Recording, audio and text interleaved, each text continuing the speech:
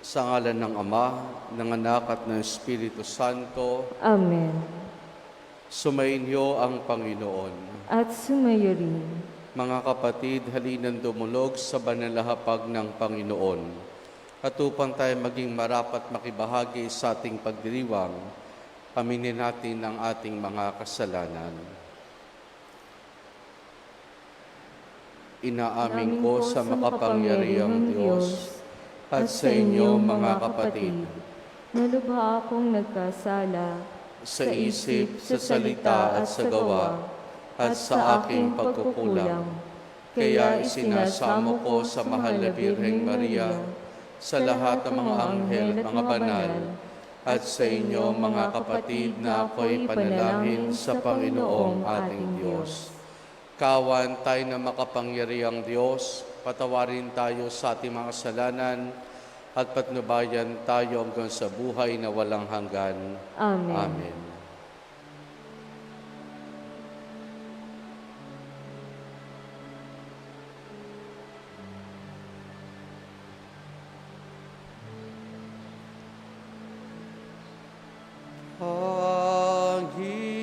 Panginoon, kawan mo kami.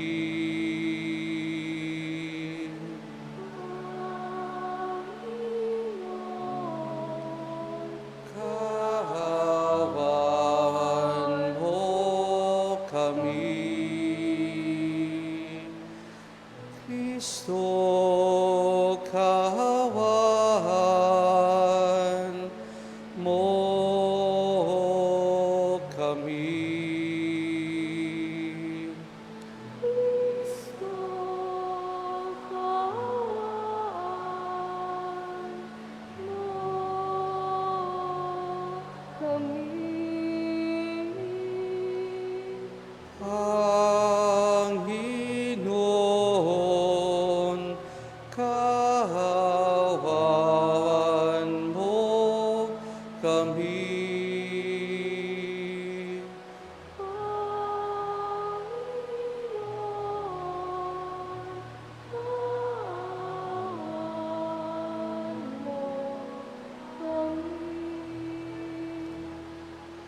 Manalangin tayo. Ama naming makapangyarihan, lagi mong ligapin at patnubayan kaming mga kabilang sa iyong angkan. Sa tanging pag-asa namin ikaw ang nagbibigay, kami tangkilikin mo at laging subaybayan sa pamamagitan ni Jesus, kasama ng Espiritu Santo, magpa sa walang hanggan. Amen.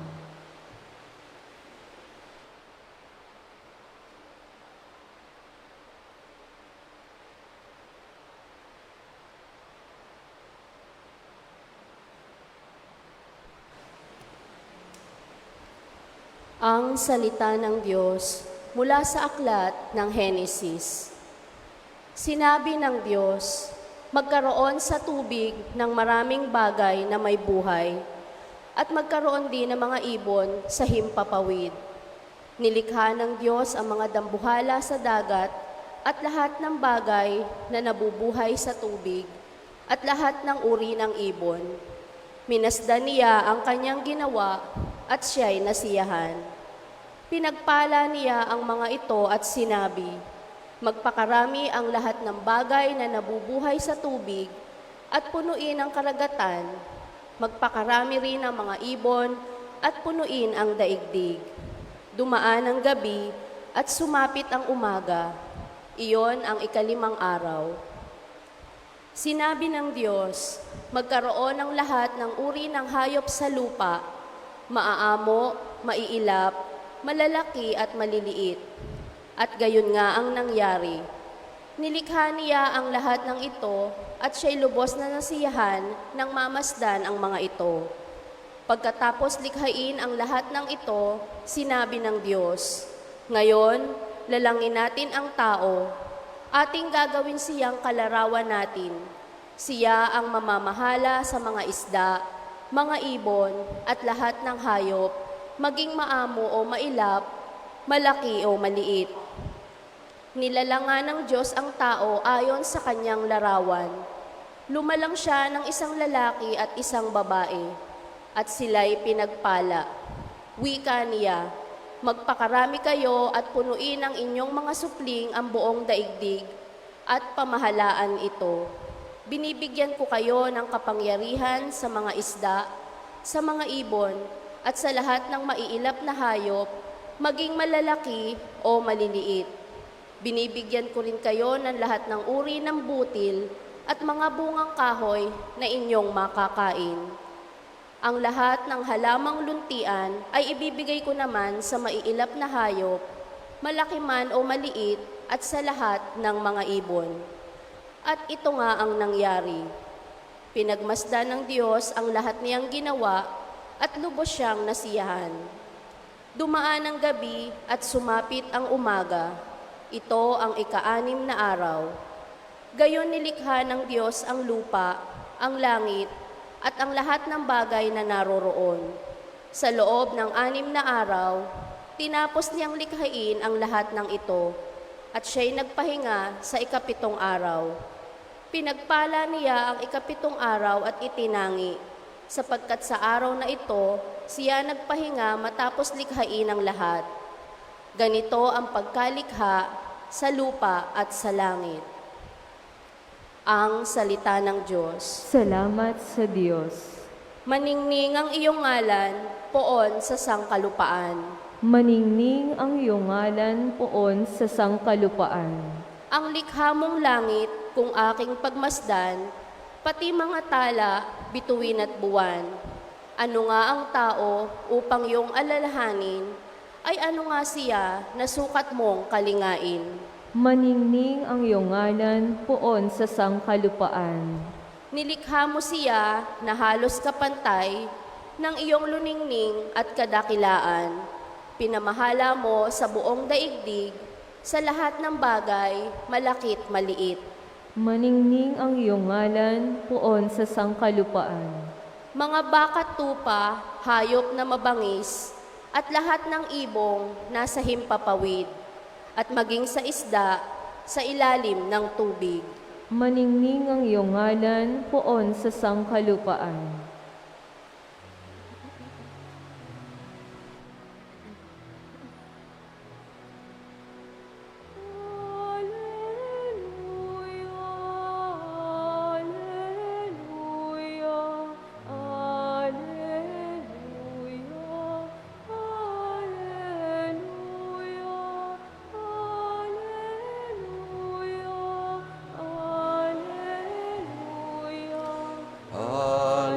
Hallelujah, hallelujah,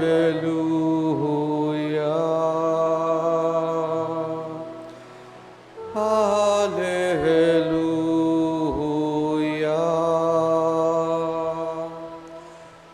Sumainyo ang Panginoon. At sumayo rin. Ang mabuting balita ng Panginoon ayon kay San Marcos. Papuri sa iyo, Panginoon. Noong panahong iyon, may mga pariseo at ilang askribang galing sa Jerusalem na lumapit kay Jesus. Nakita nila ng ilan sa mga alagad ni Jesus ay kumain, na hindi muna naguhugas ng kamay sa paraang naayon sa turong minana nila. Ang mga Hudyo, lalo na ang mga pariseo, ay hindi kumakain hanggat hindi nakapaghuhugas ng kamay ayon sa turong minana nila sa kanilang mga ninuno. Hindi rin sila kumakain ng anumang galing sa palengke na hindi mo na hinuhugasan. At marami pang ibang minanang turo ang kanilang sinusunod, tulad ng tanging paraan ng paghuhugas sa mga inuman, ng mga saro, ng mga sasidlang tanso at mga higaan. Kaya tinanong si Jesus sa mga pariseo at mga eskriba, bakit hindi sumusunod ang mga alagad mo sa mga turo ng ating mga ninuno? Kumain sila na hindi man lamang nagugas ng kamay ayon sa parang iniutos. Sinagot sila ni Jesus, tama ang hula ni Isaias tungkol sa inyo. Mapagpaimbabaw nga kayo, kaya na kanya sinulat, paggalang na handog sa akin ng bayan ko'y paimbabaw lamang, sapagkat sa bibig at hindi sa puso ito bumubukal. Pagpurit pagsambang ginagawa nila'y walang kabuluhan, ang utos ng tao ay tinuturing utos ng may kapal. Niwawalang kabuluhan nga ninyo ang utos ng Diyos at ang sinusunod ninyo ang utos ng tao. Sinabi pa ni Jesus, kay husay ng paraan ninyo sa pagwawalang bisa sa utos ng Diyos, masunod lamang ninyo ang mga turong minana ninyo. Tulad dito, iniutos si Moises, igala mo yung ama't ina, at ang magsalita ng masama sa kanyang ama o ina ay dapat mamatay. Ngunit itinuturo ninyo, kapag sinabi ng isang tao sa kanyang ama o ina, ang anumang maitutulong ko sa inyo ay korban. Alalaong bagay, inihahain ko ito sa Diyos. Hindi na ninyo pinahintulutan tumulong sa kanyang ama o ina. Sa ganitong paraay, niwawalang kabuluhan ninyo ang salita ng Diyos sa pamamagitan ng turong minana ninyo. At marami pang bagay na tulad nito ang ginagawa ninyo. Ang mabuting balita ng Panginoon. Pinupuri ka namin, Panginoong Hesukristo. Magandang umaga po sa ating lahat. Magandang umaga rin po naman. Mga kapatid, sa patuloy nating pakikinig sa sanaysay ng paglikha ng Diyos sa sangkalupaan. Ngayong Martes na ito, sa ating unang pagbasa ay ating natunghayan ang paglikha ng Diyos sa tao. Kumbaga, matapos ikay ng Diyos ang mundo at inihanda niya ito para sa tao, nilikha naman niya tayong mga tao, babae at lalaki. At hindi lang niya tayo basta nilikha, katulad ng ibang mga nilalang niya, bagkus nilikha niya tayong kawangis niya, kamukha niya. Pero hindi ho nangangahulugang ang Diyos ay may ilong, may tenga. Kumbaga pag sinabing nilikha tayo ng Diyos sa kawangis niya, ang ibig sabihin nito ay pinagkalooban tayo ng Diyos ng karunungan. Pinagkalooban tayo ng Diyos ng kalayaan, pinagkalooban tayo ng Diyos ng kakayahang magmahal. Pinagkalooban tayo ng Diyos at tinatawag nating free will. At yan ay mga biyayang kaloob sa atin ng Diyos. At ang mga biyayang iyan ay dapat na gamitin natin, hindi lamang para sa ikaunlad natin o ikaunlad ng ating lipunan, kundi gamitin natin ito upang papurihan natin ang Diyos. Upang papurihan natin ng Diyos, upang patuloy nating pasalamatan ng Diyos dahil sa mga biyayang binigay niya sa atin na nilikha niya tayong kawangis at kamukha niya. Kaya nga, halimbawa, binigkalooban tayo ng Diyos ng karunungan, gamitin natin ito sa paraang makatutulong sa ating kapwa at hindi yung makasisira. Gamitin natin ating karunungan na makapaglingkod sa ating kapwa-tao. At ito marahil, mga kapatid, ang na-miss na point ng mga Hudyo noong panahon ng ating Panginoon, particular po mga Skriba at Pariseo. Sabihin natin na pinagkalooban sila ng karunungan. Kaya nga naalaala nila mga minanang turo nila sa kanilang mga ninuno. Yun nga lang, ito sabi nga ng Panginoon, ginagawa niyong ang utos ng tao ay utos ng Diyos. Sa papaanong pamamaraan, yun nga po mga batas sila sa paghuhugas. Natural lamang na maghugas tayo ng kamay bago kumain. Natural lamang na hugasan natin ang anumang pagkain galing sa palengke pagdating nito sa bahay. Kumbaga, lahat tayo ginagawa iyan. Yun nga lang, sabihin natin medyo sumobra. Parang masyado naging bibo. Masyado naging nagdunong-dunungan ang mga Skriba at Pariseo. Naglaan sila ng pamamaraan na sa tingin nila ay tamang pamamaraan ng paghuhugas ng mga bagay-bagay. Kaya nga, sinita nila si Jesus dahil ang kanyang mga alagad ay hindi naghugas ng kanilang kamay bago kumain sa paraang itinuro sa kanila ng kanilang mga ninuno. Mari nating pagkapalagay na naghugas naman ng kamay ang mga alagad bago nagkumain. Yun nga lang, ang napansin kaagad dito ng mga Skriba at Pariseo, hindi yung pamamaraang minana nila. Hindi yung pamamaraang minana, na hindi ka basta-basta pwede magugas lamang ng kamay, na hindi sinusunod yung pamamarang itinuro sa kanila o minana nila sa kanilang mga ginuno. Sabihin natin, meron silang karunungan pero masyado ata sila naging bibo. Pinagkalabas sila ng karunungan, kaya ngayon, feeling nila, yung utos nila ay utos na rin ng Diyos. Mga kapatid, nung nilikha tayong kawangis ng Diyos, pinagkalaban tayo ng karunungan para magamit ito ng pagmamahal o kakayang magmahal ng kalayaan ng free will. At gamitin natin ito para sa ikaluluwalhati ng Diyos. Sa papaano ng pamamaraan po, halimbawa sa ating pong mga simbahan, marami mga naglilingkod sa simbahan. Sa umpisa, enthusiastic ang mga iyan, sabik na sabik pa. Sabi nga, ang isip at puso nila, ilalaan nila sa paglilingkod sa Diyos.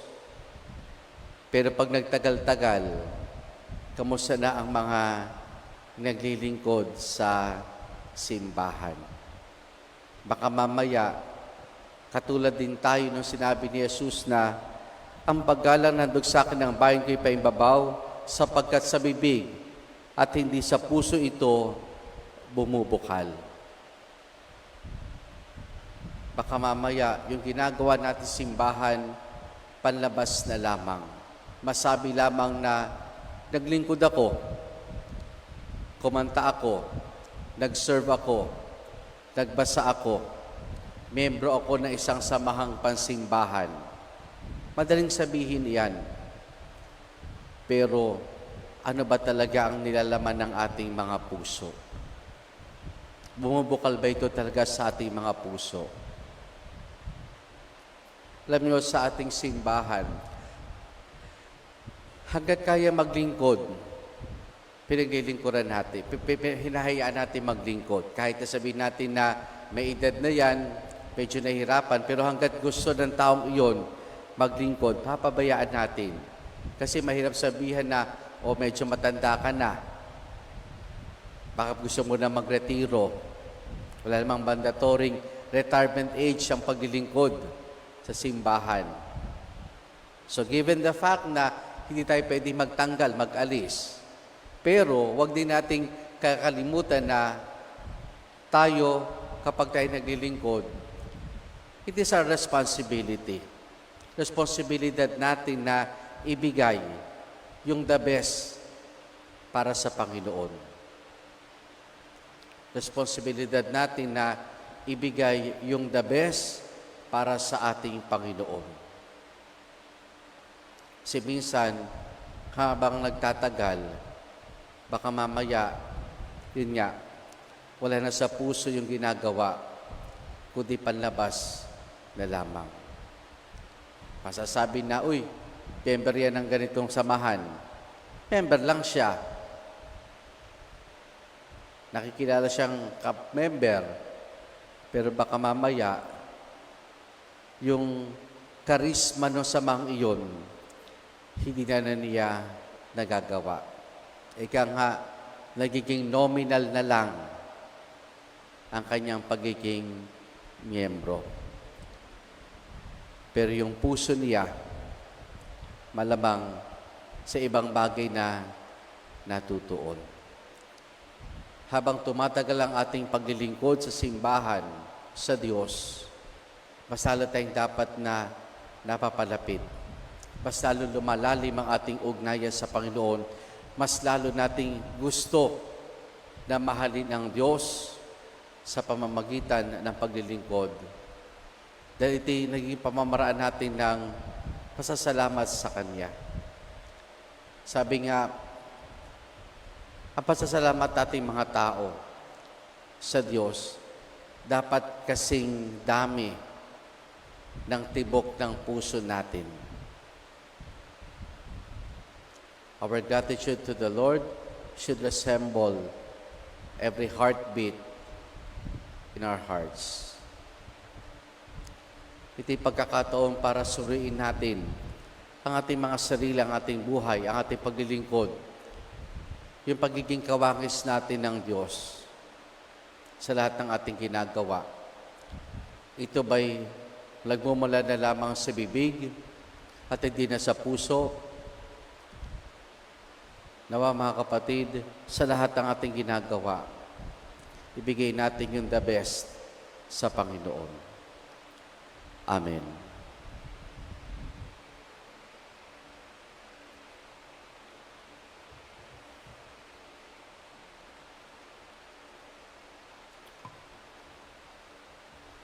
Walang saysay ang ating pagsamba kung hindi ito nanggagaling sa pusong tunay.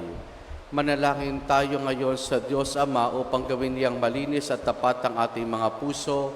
Ating itutugon, Ama, buksan mo ang aming mga puso sa iyong puso. Ama, buksan mo ang aming mga puso sa iyong puso. Ang mga namumuno sa ating simbahan, naway laging gabayan ng liwanag ng Ebanghelyo at huwag nawa nilang hanapin ang seguridad sa mga makamundong estruktura. Manalangin tayo sa Panginoon. Ama, buksan mo ang aming mga puso sa iyong puso. Bilang isang komunidad, naway huwag nating isara ang ating mga mata sa tunay na pangangailangan ng mga mahihirap na ating kasakasama. Manalangin tayo sa Panginoon. Ama, buksan mo ang aming mga puso sa iyong puso. Ang lahat ng Kristiyano, naway mapagtanto na makikita sa ating pakikitungo sa ating mga kapwa ang tunay na pagsasabuhay ng kalooban ng Diyos. Manalangin tayo sa Panginoon. Ama, buksan mo ang aming mga puso sa iyong puso. Ang mga may sakit, naway mapalakas sa kanilang kahinaan at mapalaya sa kanilang mga karamdaman. Manalangin tayo sa Panginoon. Ama, buksan mo ang aming mga puso sa iyong puso. Ang mga kapatid nating pumanaw na ay magkamit nawa ng kapayapaan ng Diyos. Manalangin tayo sa Panginoon. Ama, buksan mo ang aming mga puso sa iyong puso. Ating idulog sa Diyos, iba pa nating intensyon at panalangin. Makalangit na Ama, likayin mo ka sa amin ng tapat na puso upang amin ding mahalin at igalang aming kapwa na iyong pinahalagahan. Hinihiling namin ito sa pamamagitan ni Jesus na aming Panginoon. Amen.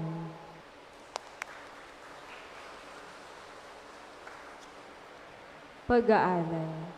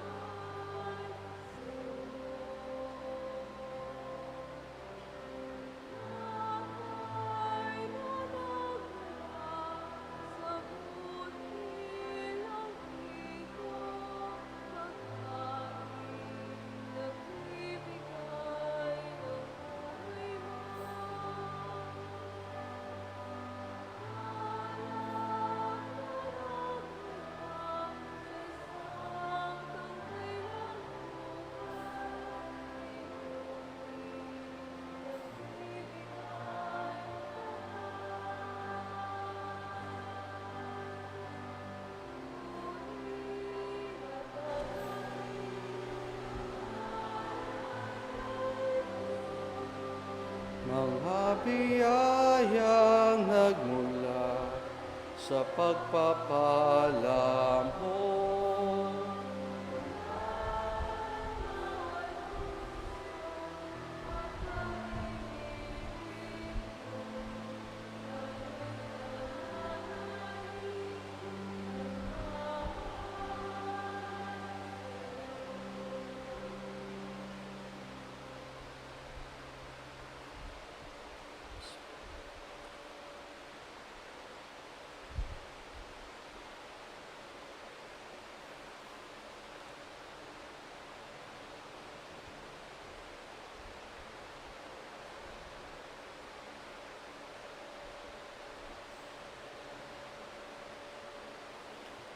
Manalangin kay mga kapatid upang ang paghahain natin ay kalugdan ng Diyos amang makapangyarihan. Tanggapin nawa ng Panginoon itong paghahain sa iyong mga kamay, sa kapurihan niya at karangalan, sa ating kapakinabangan at sa buong sambayanan niyang banal. Ama namin lumikha, ang pagkait inuming narito yung ginawa upang mapalakas kaming mga mahihina.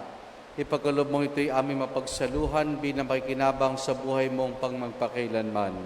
Sa pamamagitan ni Jesus, kasama ng Espiritu Santo, magpa sa walang hanggan. Amen. Sumainyo ang Panginoon. At sumayuri, Taas sa Diyos sa inyong puso at diwa. itinaas na namin sa Panginoon. Pasalamatan natin ang Panginoong ating Diyos. Marapat na siya'y pasalamatan. Ama naming makapangyarihan, tunay nga marapat na ikaw ay aming pasalamatan sa pamamagitan ni Jesus na aming Panginoon. Lubang nabagbag ang kanyang loob sa pagkakamali ng tao sa sansinukob, kahit pinabuti niya siya'y panganak ng birhen bukod mong pinagpala sa babaeng lahat. Sa labid ng imbing kamatayan, kami inago na namatay mong anak. Sa pagkabuhay niya kami kanyang binuhay, upang kog namin sa huwag magwakas. Kaya kaisa ng mga anghel, pagsisiawit ng papuri sa ng walang humpay sa kalangitan, kami nagbubunyi sa iyong kadakilaan.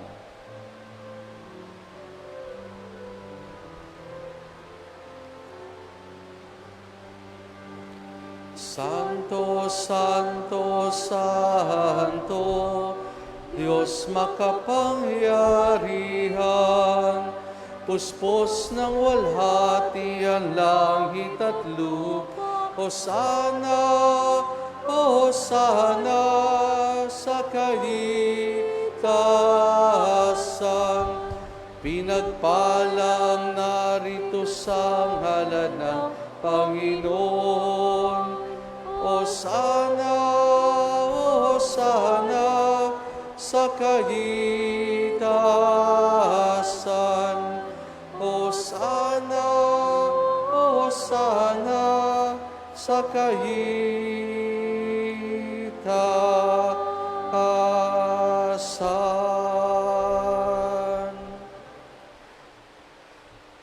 Ama naming banal, ikaw ang bukal ng tanang kabanalan. Kaya sa pamamagitan ng Espiritu, gawin mong banal ang mga kaloob na ito upang para sa amin, maging katawan at dugo ng aming Panginoong Hesukristo. Bago niya pinagtiis ang kusang loob na maging handog, hinawakan niya ang tinapay, pinasalamatan kaniya, pinaghati-hati na yon. Iniabot sa kanya maalagad at sinabi, tanggapin ninyo lahat ito at kanin itong aking katawan na ihahandog para sa inyo.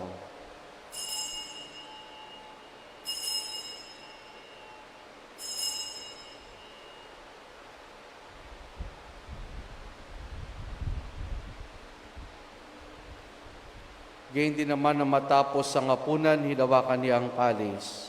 Muli kanyang pinasalamatan.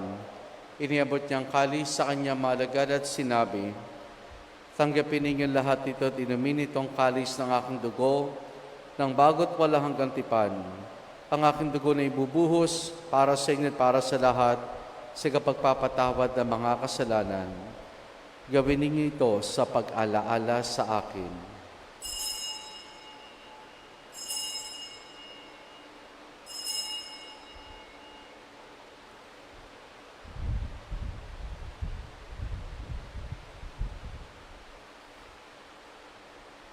Ang misteryo ng ating pananampalataya. Aming ipinahahaya na namatay ang iyong anak, na buhay bilang Mesiyas at magbabalik sa wakas. Mahayag sa lahat. Ama, ginagawa namin ngayon ang pag-alaala sa pagkamatay at muling pagkabuhay ng iyong anak. Kaya tinialing namin sa iyo ang tinapay na nagbibigay buhay at ang kalis na kakaloob ng kaligtasan.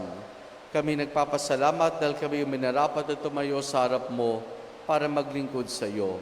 isinasamo namin kaming magsasalo-salo sa katawan ng dugo ni Kristo ay mabuklod sa pagkakaisa sa pamamagitan ng Espiritu Santo. Ama, lingapin mo ang simbahan laganap sa buong daigdig.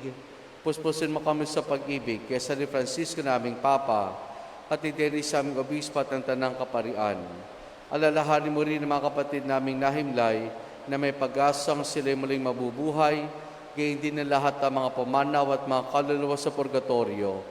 Kaawan mo siya at patuloyin sa iyong kaliwanagan. Kaawan mo at pagkidapati kaming lahat na makasalo sa iyong buhay na walang wakas. Kaysa ng mahal na Birheng Maria na Ina ng Diyos, ang kanyang kabiyak ng puso si San Jose, kaysa ng mga apostol, ni San Juan Bautista at ang lahat ng mga banal na namuhay dito sa daigdig ng kalugod-lugod sa iyo, may pagdiwang nawa namin ang pagpupuri sa ikarangal mo sa pamamagitan ng iyong anak na aming Panginoong Heso Kristo. Sa pamamagitan ni Kristo, kasama niya at sa Kanya, ang lahat ng parangal papuri sa iyo, Diyos amang makapangyarihan, kasama ng Espiritu Santo, magpa sa walang hanggan. Amen. Amen. Amen. Amen. Sa tagubiling mga nakagagaling na utos, sa turo ni Jesus na Panginoon natin na Diyos, ipahayag po natin ng lakas loob.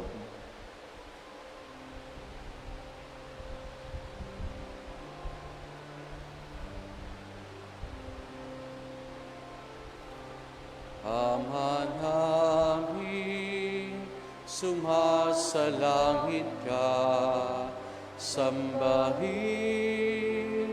ang ngalan mo, mapasa amin ang kaharian mo, sundin ang loob mo dito sa lupa para nang sa langit.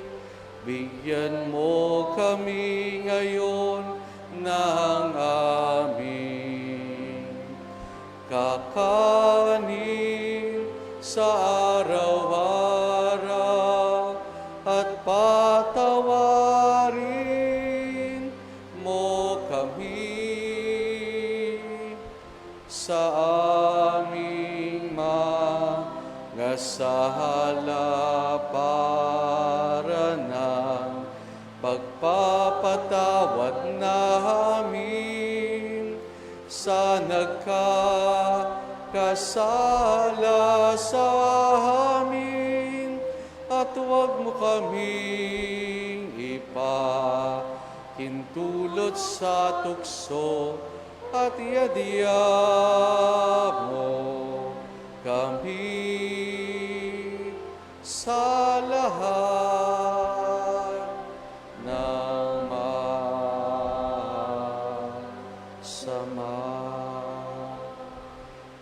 Hinihiling namin kay Media sa lahat ng masama, pagkalooban ng kapayapaan, araw-araw iligtas sa kasalanan, at ilayo sa lahat ng kapahamakan, samantalang aming masayang pinananabikan ang dakilang araw ng pagkapahayag ng tagapagligtas naming si Yesu Kristo. Sapagkat iyo ang kaharian at ang kapangyarihan at ang kapurihan magpakailanman. Amen.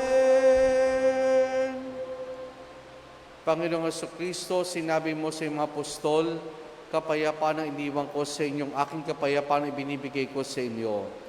Tunghayan mong aming pananampalataya at huwag ang aming mga pagkakasala. Pagkalooban mo kami ng kapayapaan at pagkakaisa ayon sa iyong kalooban, kasama ng Espiritu Santo magpa sa walang hanggan. Amen. Ang kapayapaan ng Panginoon ay lagi nawang sumainyo. at sumayo rin. Mga kapatid, maghangad at magbahagi po tayo ng kapayapaan ni Jesus sa isa't isa. Peace be with you po.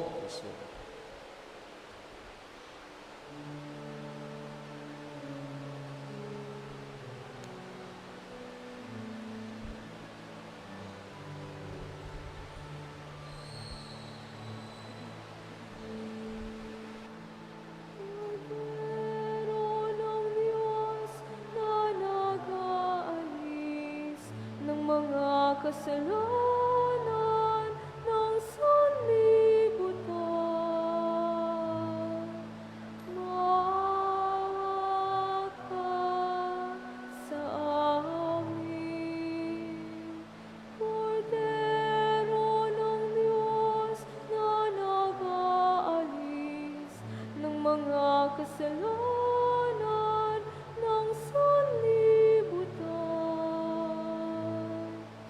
Maawa ka sa amin.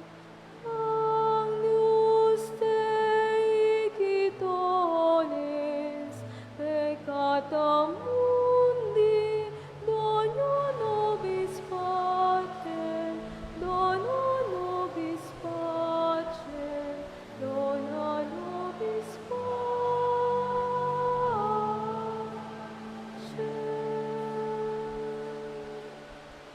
Narito si Jesus, ang kordero ng Diyos. Siya nagali sa mga kasalanan ng sanlibutan. Mapalad ang mga inaaniya niya makiisa sa kanyang banal na piging. Panginoon, hindi ako karapat-dapat na magpatuloy sa iyo, ngunit sa isang salita mo lamang ay gagaling na ako.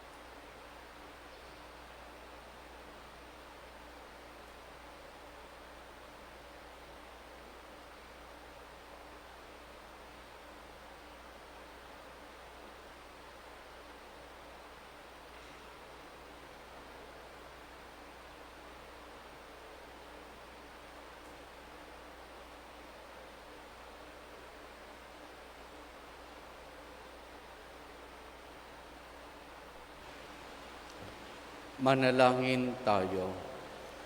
Ama naming mapagmahal, sapagkat inuming pagkakaisang binibigay kami nilomong makapakinabang.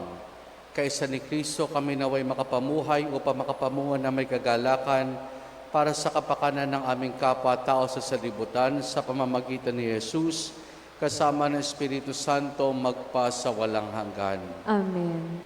Sumainyo ang Panginoon At sumayo rin. at pagpalain tayong lahat ng mabutit mapagmahal na Diyos Ama, Anak at Espiritu Santo. Amen. Naialin na natin ang pagdiriwang ng banal na misa. Humayo tayo at nawa ang bawat pagkilos panalita natin ay makapagbigay ng papuri at walhati sa Panginoon. Salamat sa Diyos. Purihin po natin ang ating Panginoon.